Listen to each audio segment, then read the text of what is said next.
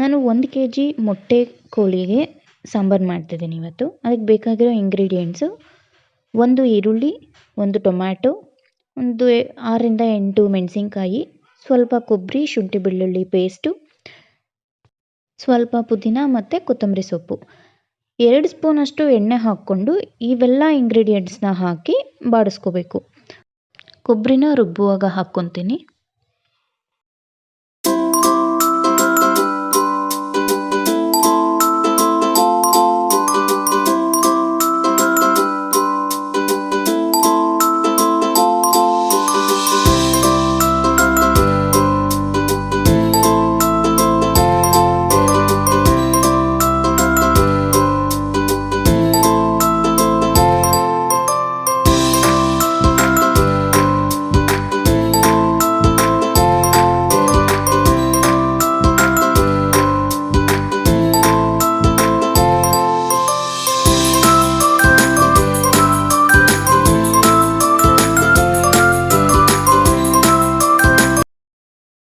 ಎಣ್ಣೆಲಿ ಬಾಡಿಸಿರೋ ಇಂಗ್ರೀಡಿಯೆಂಟ್ಸ್ ಎಲ್ಲ ಆರಾದಮೇಲೆ ಜಾರಿಗೆ ಹಾಕ್ಕೊಂಡು ಕೊಬ್ಬರಿನ ಆ್ಯಡ್ ಮಾಡ್ಕೋತೀನಿ.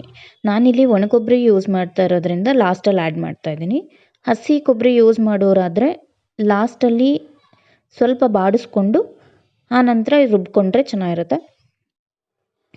2 ಸ್ಪೂನ್ ಧನಿಯಾ ಪುಡಿ, ಅರ್ಧ ಸ್ಪೂನ್ ಗರಂ ಮಸಾಲ, ಅರ್ಧ ಸ್ಪೂನ್ ಗಸಗಸೆ. ಸ್ವಲ್ಪ ನೀರು ಹಾಕ್ಕೊಂಡು ರುಬ್ಕೊಬೇಕು.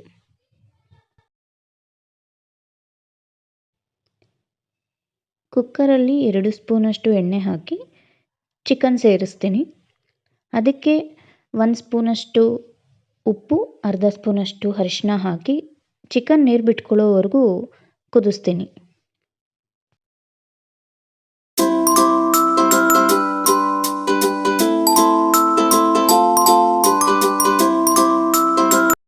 ಈಗ ರುಬ್ಬಿರೋ ಮಸಾಲಾನ ಆ್ಯಡ್ ಮಾಡ್ತೀನಿ.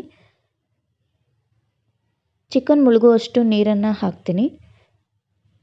ನೀರು ಕುದಿಯುವಾಗ ಸ್ವಲ್ಪ ಟೇಸ್ಟ್ ಮಾಡಿ ಉಪ್ಪು ಬೇಕು ಅನಿಸಿದ್ರೆ ಉಪ್ಪು ಹಾಕ್ಕೋಬಹುದು.